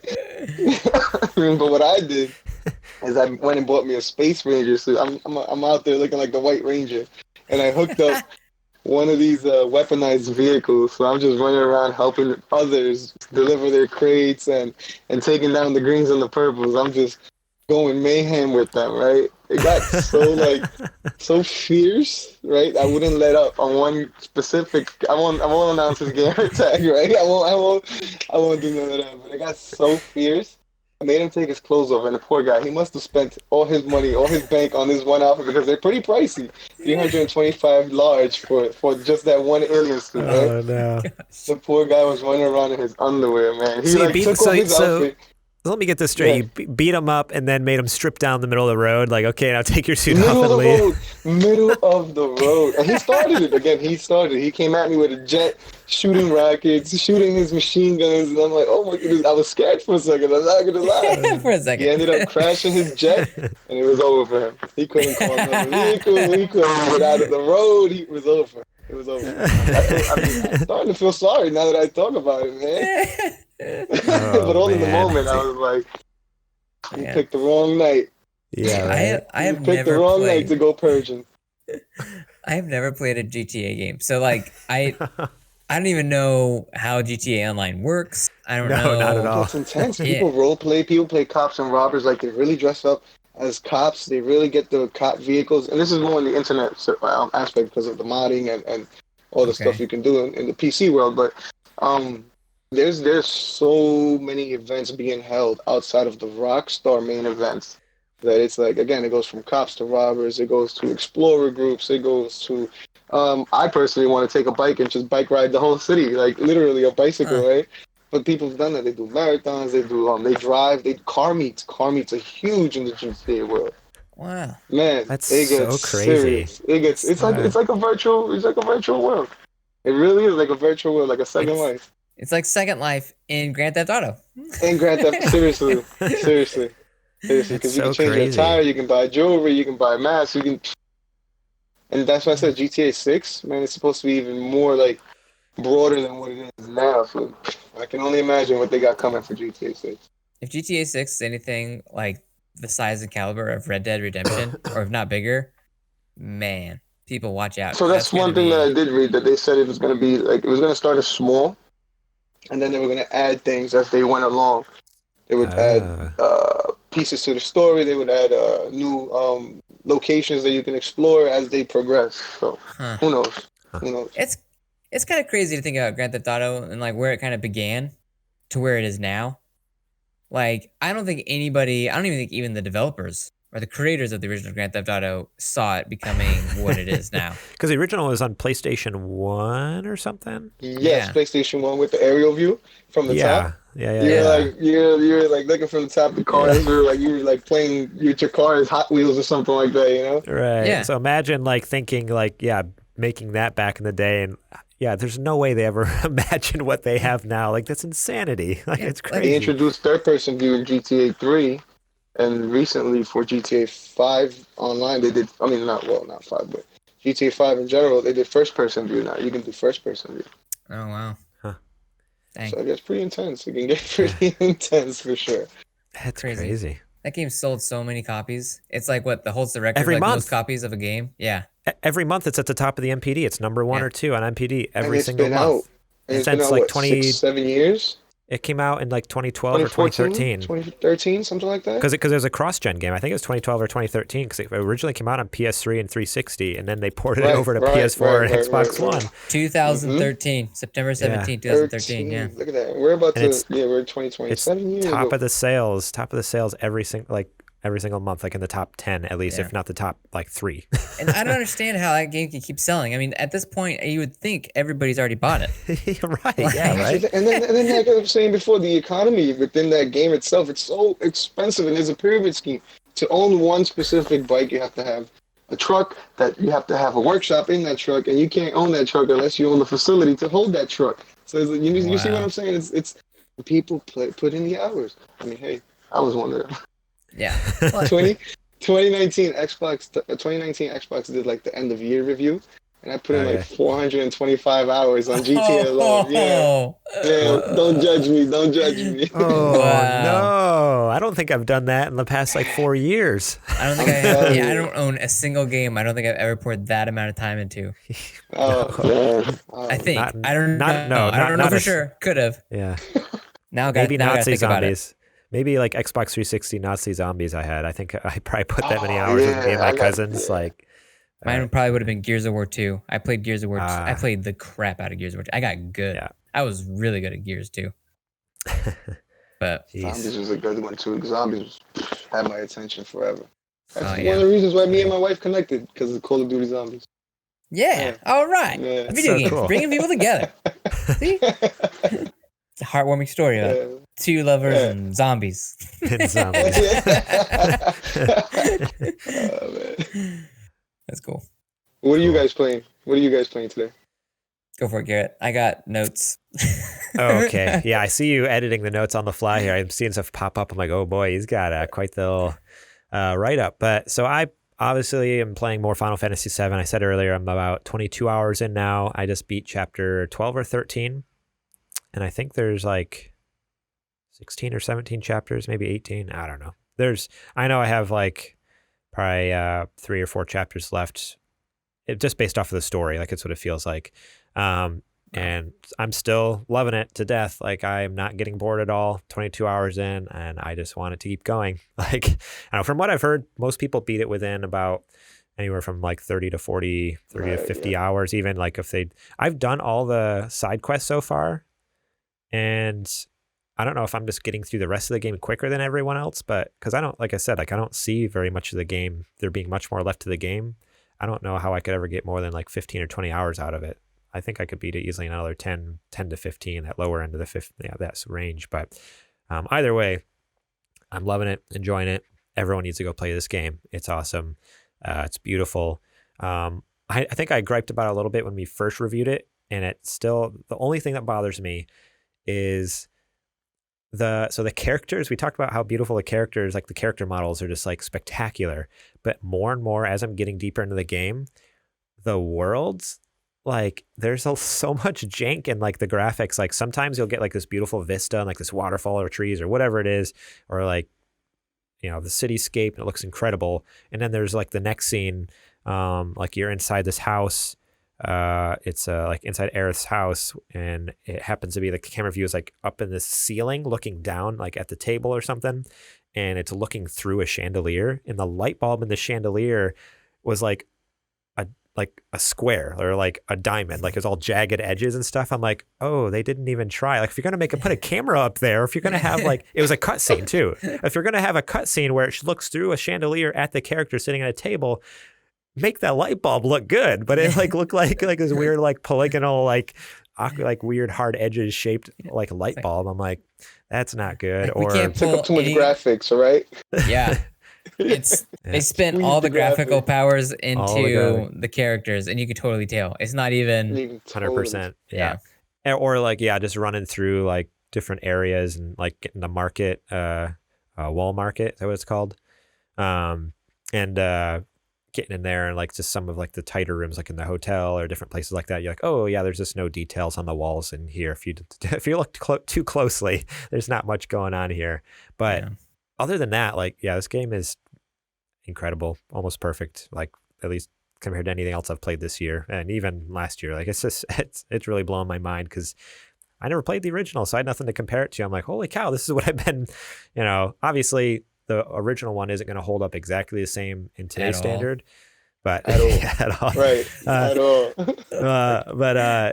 But even still, like I'm still even enjoying the story as crazy as it is. It's just like, okay, I'm into this. I'm into this. The second game I played was Levelhead, as per request. Kajoma01 in our Discord. He's been dying for me to play this stinking game forever because I guess it's been in beta on PC or something or on phones. It finally came to it's on Game Pass, and I have PC Game Pass, so I downloaded it, installed it, played it. I didn't play a ton of it. Played for about an hour and a half, I think.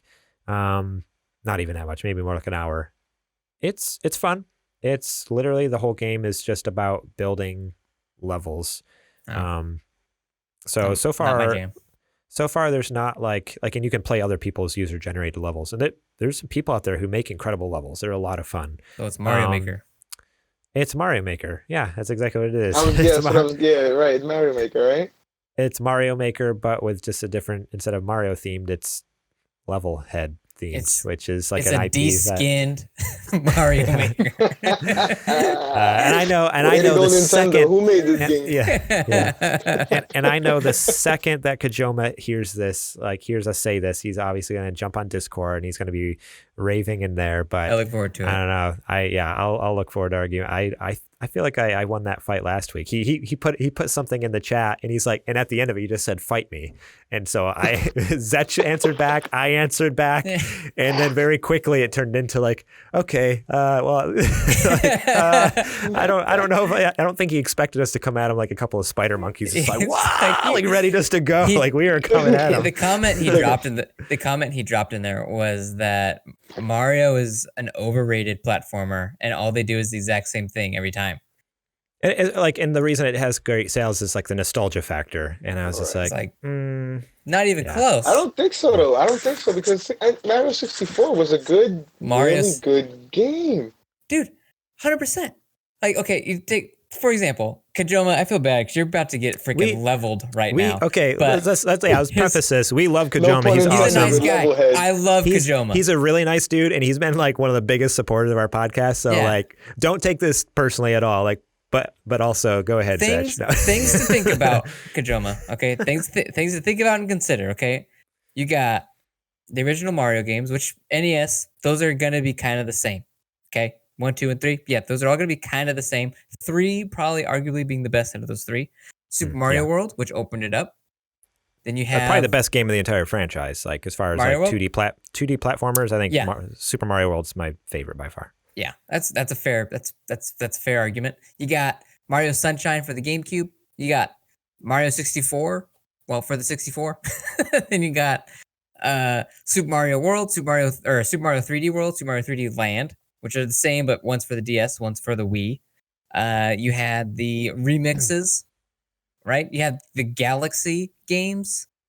You got Odyssey. Like, yeah, sure, there's a little bit of bleed there, but none of those games are really the same at all. And all of them are looked at as the pinnacle of what platformers are trying to achieve. Yes, games like Celeste are phenomenal games, but they're not the best. They're not considered the best 2D platformers just for, platforming alone. Like Celeste got a 10 from IGN because of the storytelling and the subject matter of what they're trying to convey. Yeah, it was nominated for Game of the Year and like best games for impact and stuff in 2017 or 18 because of that. Yeah, because of like just the story and like what it brought to the table and like, oh, this isn't just a 2D platformer like Mario. Right. It's like it is more. It's different. Right. Yeah. And you know what? There's no Mario that's the same. There's no Mario game you can play that's the same. There isn't. Right. They'll use the same name. They'll use the same title. But it's not the same. It's not the same play. It's not the completely different experiences every single one. Every time. Absolutely. Yeah. So I'm sorry. I was looking down because I believe there was some lore. I don't know if it's lore or actually facts about Mario and how he was developed. The artist, he used to live in Manhattan, New York City, or Brooklyn, I think it was. And he ended up drawing his landlord out of spite. He ended up drawing the landlord, who was an Italian.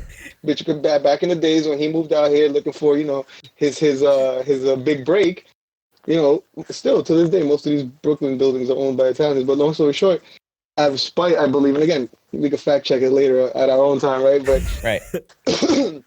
No. What we tell people on the show is like this is fact, and there's no way to fact. Like there's no way to know. That's just the way it is. There's no way. There's no way to search it. Like, there's no way to search it. What we say goes. It's just the way it is. Deep, it's deep in the vault. We've cleaned up the internet to take anything related to it out.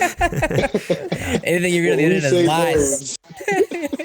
Right. So again, I don't know how true it may be, but that's how supposedly it blew up. And I was wondering recently if it's true because as of recent, it's been the Luigi show. Everything we've seen as of recent has been Luigi this, Luigi's Mansion, Luigi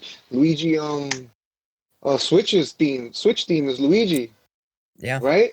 Yeah. So I'm wondering if they're phasing out Mario because of legality issues, because supposedly that guy came out publicly and said, I've never received a check about this. Right? And I'm still waiting. And I'm like, okay, so maybe he's now pursuing some kind of like, settlement here to use him. Who knows? But it's a picture. You can't really say the picture is you, Yeah. Right. Exactly. Well, especially after like 30 years, 40 years. Yeah, right. It's like, I feel like statute of limitations up on that one. Probably. 30. But as of recently, I've seen that it's the Luigi show, and I'm like, what's up with that? Yeah. I mean, not to say that Luigi's not cool, but... Yeah. It's kind of nice that they're putting that in there. Like, giving Luigi a little bit of love. Because I feel like he's all... Yeah. Like any other little brother, like he always like is in the shadow of his older brother. Yeah, or the stepbrother or the stepchild. Right. Dang. Well, that's good. That's good. Derailed. Sorry. No, you're good. You're good. So with all that to say, Levelhead is a fun game, but I don't know if it's for me because even Mario Maker had a story mode. Levelhead, as far as I can tell, it has like training missions, but I haven't necessarily picked up on a story. So it's just like, that's what I liked about. I liked playing the user created levels in Mario Maker, but I also really enjoyed the levels that Nintendo made for their quote unquote story mode that was in it. So I like Levelhead. I'm glad I got to play it for free. I feel like I would have been a little bummed having to pay for it, but you know what? I'm glad I did try it. Like it is cool. I might tinker around another day just to make Kajoma happy. I want to make him a level and see if he can beat it. That's what I want to do. I want to make an impossible level and see if he can get through it. So I'll try it out too because I have Xbox Game Pass too. So yeah, me too. So throw the invite. I'll download it. Yeah. I'll download it just to try it out. Just to try it out. Oh shoot! Now the pressure. Now I actually have to do something. I kind of was just saying that, but now I got to make something. Okay. As a matter of fact, I'm scrolling through the Game Pass right now. I'm about to start down. Yeah. Shoot. All right. Okay. And the last thing I played was not a video game. I am jumping back into a little D&D campaign with my buddies. So I don't know if you guys ever played Dungeons and Dragons at all. Is it the game or like in real life? No, like the real role life. Playing, like real the life. Role playing, right? In real life, yeah. I like sitting around a table. It takes hours and hours, man. Oh yeah, no, that's the best part. Like it's so much fun. I've played a few different campaigns, parts of campaigns with some friends, but I've never, it seems like what happened is there'd be like one or two people in the group who had the bailout, and then we never got to the end of the story. Like what happened? Like because my buddy, I always have like a friend of mine who's a DM. Like what did you have in store? He'd always just tell us afterwards, like, hey, this is what I had planned. This is how the story was going to end. It's like, because it's not fun to go back and replay something you've already done before in a video game, let alone in real life, like role play that again, like rolling dice and stuff. But so yeah, me and buddies. It's Matt, Isaac, and Ryan. Shout out to you guys. Yeah. It's a blast. It was a blast. I'm playing as a I know this doesn't mean anything to you guys because you don't play D&D, but my character is a halfling paladin. So I'm like a hobbit, essentially a little hobbit dude, like a paladin. That's kind of funny because you're super tall. Yeah, and here I am playing a little halfling paladin dude, like knight. I should be playing a halfling. I am a halfling.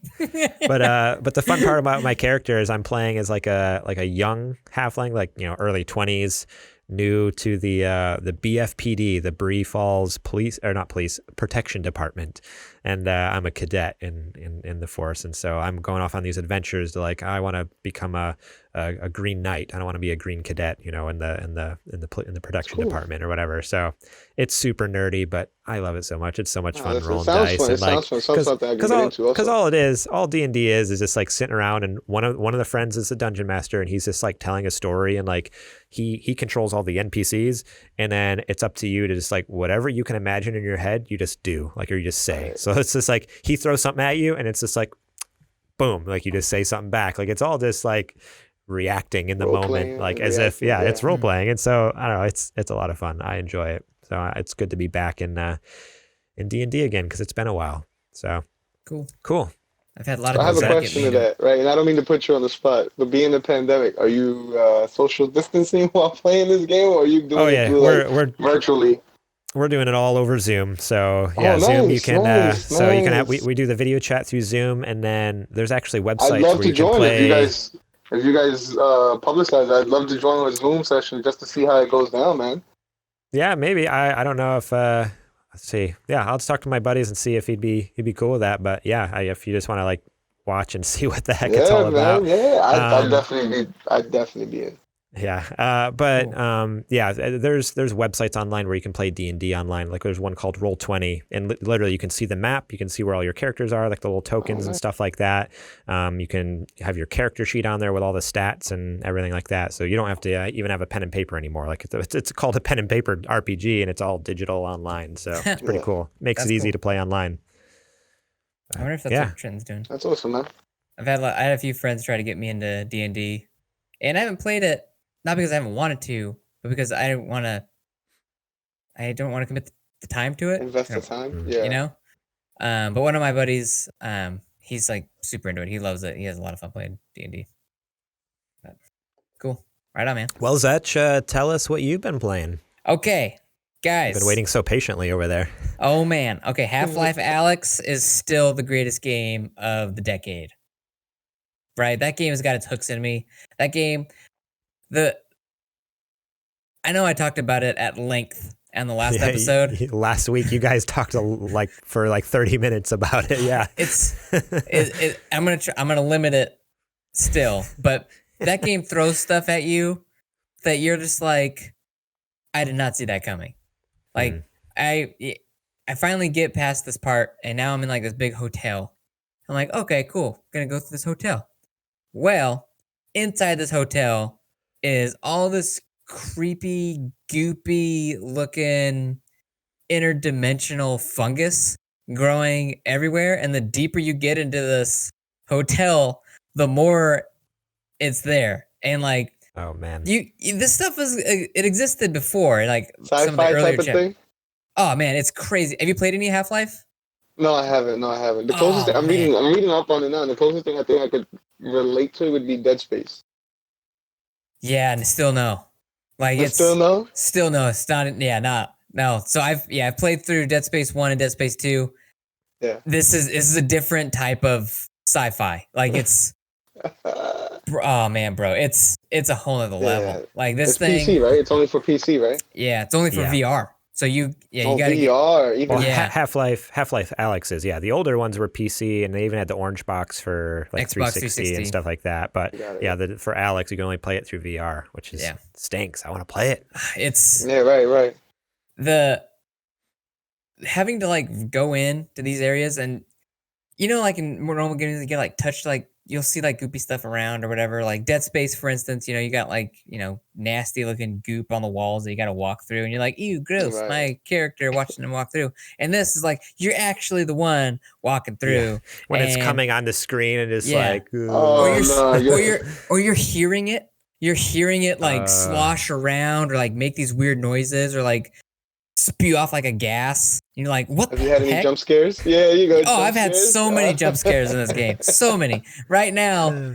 So I'm actually this is gonna segue into the next game I'm gonna review, which is Gears Tactics. But I'm in this, I finally get down and like throughout like this whole hotel part of it, which is like a chapter 5.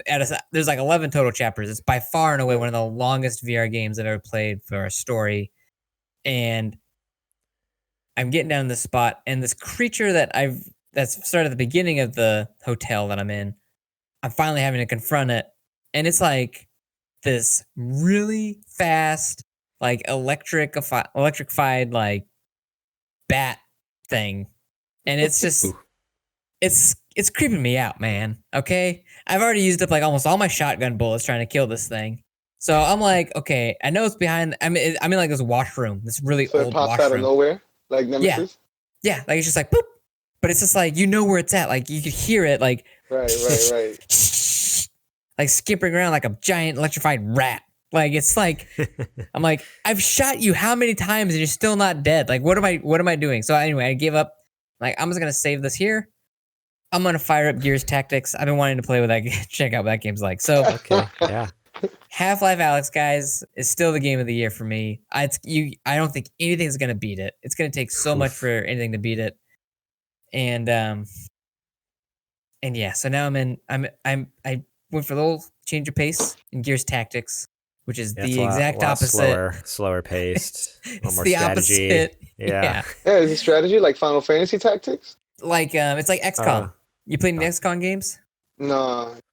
Okay, so you play Mario vs. Rabbids? Don't on the Switch, the Mario plus Rabbids Kingdom Battle game. Oh yes, okay, yeah, okay, on the Switch. It's yeah. So it's like that, okay, but it's Gears. So gotcha. Okay. Yeah, so you have like this. So in Gears of War, you have like the cover mechanic, right? Where you got to get behind cover, you got to move around, that sort of thing. So far the story, I played for a couple hours, but I'm like four missions in. I got Cole on my team. Cole Train. Nice. So he's on my team now. And but the game is lacking in story right from the get-go. Like all the characters feel very trite.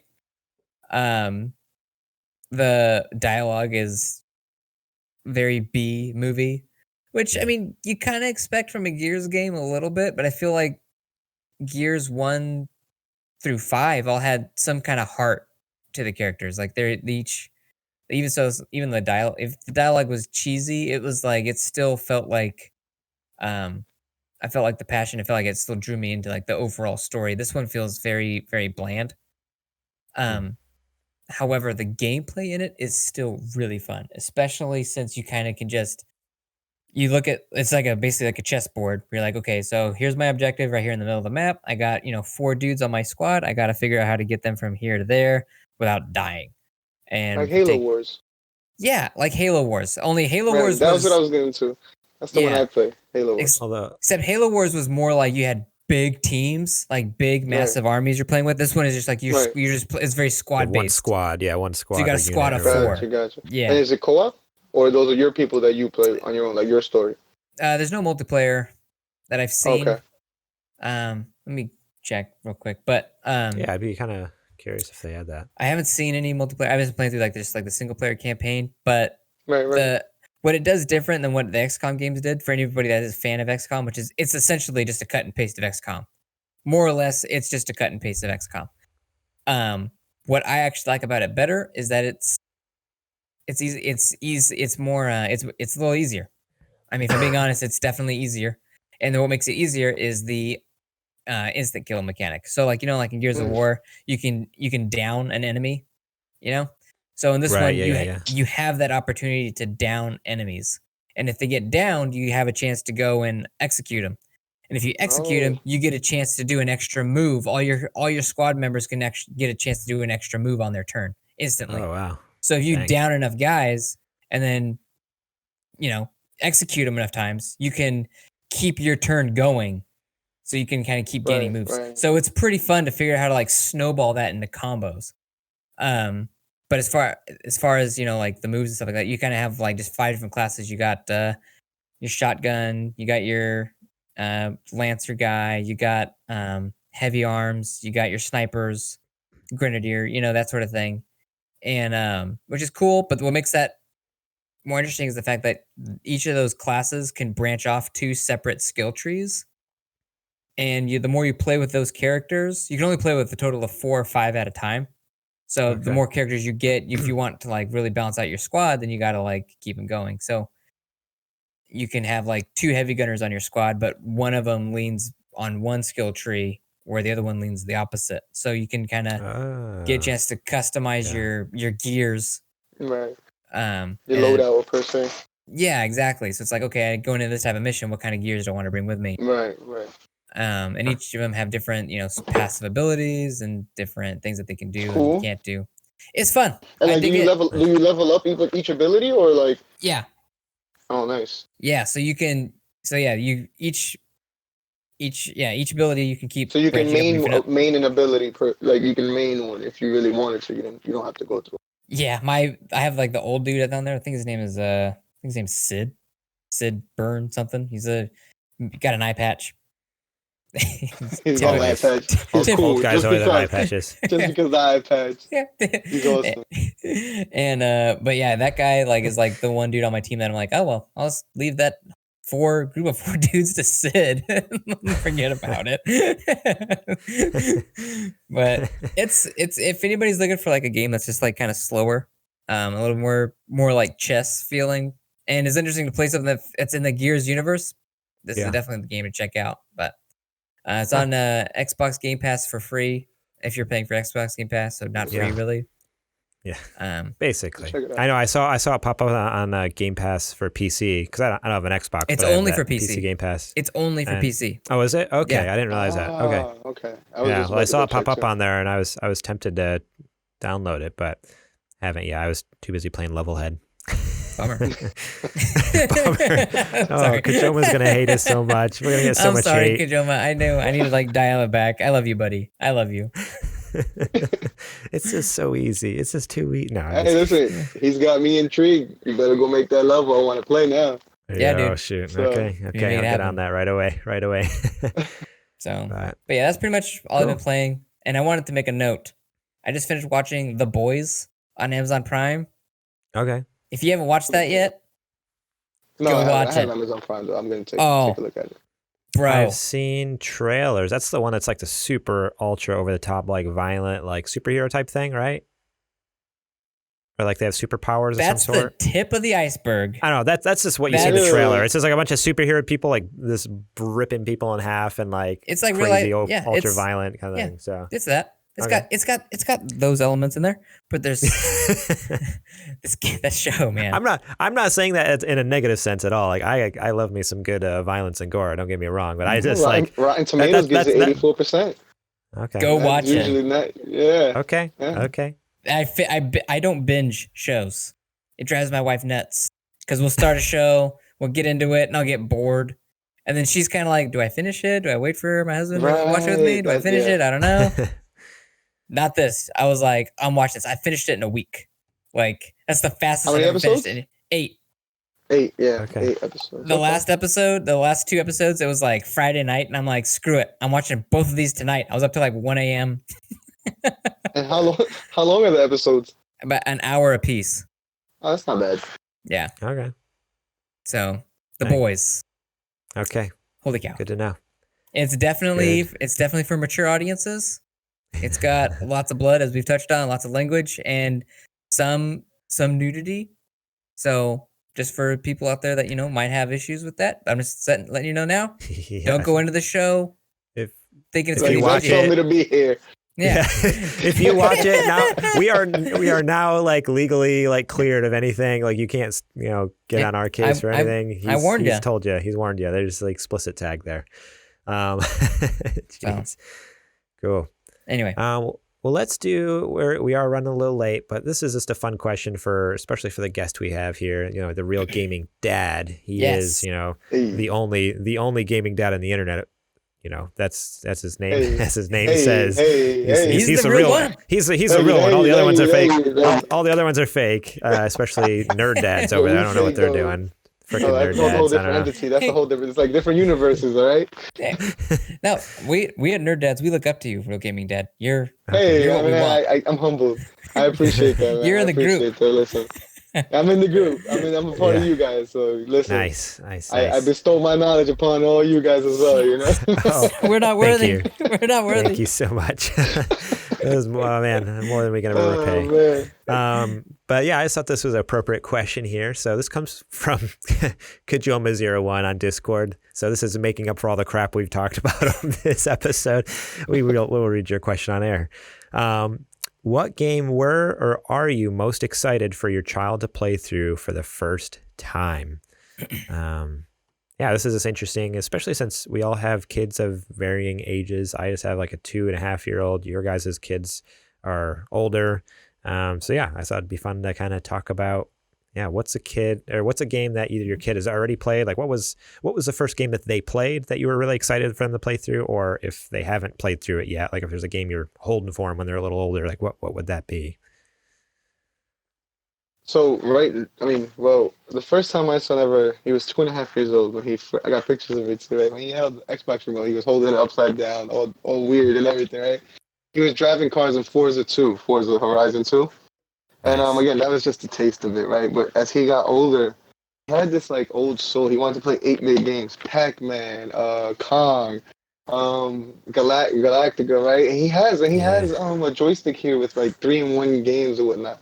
But as we get older, I started introducing him to Mario on the DS, and it didn't really motivate him, I guess, right? It didn't. I wanted to see if maybe I get him the old NES or the old school, the all-in-ones with like 30 ROMs in them, the preloaded ones. So I want to see if I can maybe do some of those or whatnot. But he does like Sonic. But the one game that we specifically like to complete together are the Lego games. We started with Lego City Undercover. And the fact that there are 2 players, oh man, we complete like a chapter a day on Ninjago now. Ah, so cool. Yeah, it's awesome. It's awesome. So now that he's familiar with the controllers, the buttons and everything, he gets his own controller, I get my own, and we just rock out for a few hours. Yeah, just whiz through it. Yeah. So knowing you're such a huge like Assassin's Creed fan, is there an Assassin's Creed game that you're hoping one day to like? What's your favorite one? What's the one that you want him to play through later on? He's got to start from the beginning. He's got to start from okay. You're gonna start from number 1. Okay, that's a rough game. That's a really rough game. Oh yeah, the first one. Yeah, man, a bunch of brain teasers, and there was no running in the first one. It was just move the stick, and it just went at one steady motion. So if you don't want to come back to the same place you just left. Yeah. But no, definitely the one franchise I would definitely have him into it. And again, it's because it makes you think. It makes you, put maybe, I guess, logic thinking into what happened, what may have happened, and what could happen, I guess. But for the most part, I guess Assassin's Creed would be the one franchise that I'd like to. And Final Fantasy, of course, too. Final Fantasy would definitely, the graphics and then the lore behind it, and saving the world and stuff. The same thing, I guess, that captivated me when I was young. Yeah, nice. But Lego definitely has us captivated right now. Yeah, that's so fun. They got good games. Yeah, they do. Yeah, I just got the PlayStation Now subscription, which is like their streaming service, similar to like the Game Pass thing. But they also have a bunch. They also have a bunch you can download and install as long as it's a PS4 game, and they have a bunch of the Lego games. So I'm like, ooh, I'm gonna get I got Lego Worlds. They have all the Lego Star Wars, Lego, Batman. And you'll catch yourself playing it for no reason. I haven't yet, but I've started downloading them. I'm like, maybe I can start just, it's something I can play in front of my kid. That's what I'm thinking. I'm like, it's a game that'll be still, it can still be fun and entertaining for me, but then like my 2.5-year-old, 3-year-old can watch it. It's not going to terrify him or whatever, or freak him out. Agree. But what about you, Zech? What's a game that you're excited for your kids to play, or is there a game that they've already played through that you wanted them to? I'd probably want them to play through one of my favorite games, Super Metroid. Ooh. Like they'd probably really enjoy that. I played through Metroid Prime with them. Like I just kind of let them sit and watch me play through Metroid Prime, and they really loved it. It was almost like letting them watch like a TV show. Like they were just like so enthralled, like they couldn't wait to find out what happens next. So like at night, he's like, "Dad, are you gonna play Metroid Prime?" So now I'm working my way through the second one. We kind of took a break, but I need to get back into it. Probably, but yeah, Super Metroid would be really fun for them to kind of get into. And then if they got older, like teen years, they've got to play through BioShock 1. Like yeah, they got to play through BioShock 1. That's a good one. It's a heavy hitter. That requires patience. No, that's a thinker. You want a brain teaser there, Will. That one messes with your head. Dude, the end of that game. I put that one down. I said, maybe later. What? You never finished it? The end of BioShock. Do you know how it ends? Don't spoil it. Now you got me thinking. Oh my gosh. You have to. Go get the collection. The collection's always on sale. I'm gonna have for Xbox One. You're the second person this week that's told me about BioShock. Oh my gosh. Older than I am, he said the one game I want to play is BioShock. And I'm like, oh gosh. Oh man. Bro. So here's the thing. Remake. BioShock is good. As a game is good. But what makes that game above everything else is the end. There's some stuff that goes down where you're just like, oh my word. What? Like everything that you gotta finish it. It's not that long of a game. I'm gonna have to go and collect it. Yeah, the game is like what, 8 hours, 10 hours long. It's not that long. It's really? It's pretty short. Yeah, BioShock 1. Yeah, it's pretty short. So that's pretty much fairly. I put like 4 or 5 hours into it, and I think again my patience got tested so much that it's one of those things that I played so much of it and got overwhelmed at one sitting. Yeah, it was like, do I really want to go back to this again? Commit to it, bro. Invest it, right? Yeah. Right. Yes, you do. I'll do that. All right, I have to get. I'm sure I can recover my save data. Yeah, it's been a while since I've played that game. But yeah, those are my picks. Good one. Cool. For me, I mean, I'm really excited for his first Mario game. Like, I want him to get through. And even now, like, when I'm playing Switch, I'll hand him the controller, the little Joy-Con, and he'll run around in Mario Odyssey. So, like, I can't wait for the day when he actually understands what's going on. He can just, like, play through the campaign of Mario Odyssey, because that's a beautiful game. It's such a fun game. Mm-hmm. So his first, like, 3D Mario game, that's what I'm stoked about. So as far as, like, in his younger years, that's what I'm hoping for. Like, whatever, Mario Odyssey, if that's what it is. I can't wait for him to experience that, because those are just such magical games as kids, and then even as adults, like they're just perfect games. The nostalgia. Yeah. You sit there with them and you start remembering, right? You start replaying the events of your head when you were sitting there playing them. So I think that's what we really live for. We live vicariously through our kids. Yeah, and then for when he's a little older, the game. I don't know if you can tell. I might be a little bit of a super fan, but Crash Bandicoot's back there. That's a good one. But right next to Crash is 2 solid Snake figures there, and also the disc. And so I have the PS1 disc. I have Metal Gear Solid 2 right behind it, PS2 disc. So I can't wait till the day I can introduce them to the Metal Gear Solid franchise, because when I was a kid, I played through the first one when I was like, I don't know, 6 or 7 or something. Like I was pretty young. You played through Metal Gear Solid 1 as a kid? When I was like 7, yeah. I wasn't allowed to play it. Okay, yeah, no, I don't 10 or 11. I don't know if I was allowed to play it either, but I did, and I loved it to death. Like I don't know what. I think it was just cool to me, because it's like, it's basically like watching a movie for the most part. It was. Like, it's espionage, a whole espionage game, right? It was the first time. Stealth, the espionage stealth aspect of it was cool. That, like, basically watching a movie was cool. Is also like just the Japanese anime influences in it, even though it's like American military. It's like Kojima added all like the cool. So I can't wait to introduce Shep to that. I hope he loves it as much as I do, because if he doesn't, I don't know what I'm going to do. Like, I need to have another super fan in my life, because at this point, I feel like I'm the only one I know. Like, I talk to anyone else, and they're like, Metal Gear, really? Oh, no, I have the triple. I have the triple. Like, I bought the triple bundle for Xbox.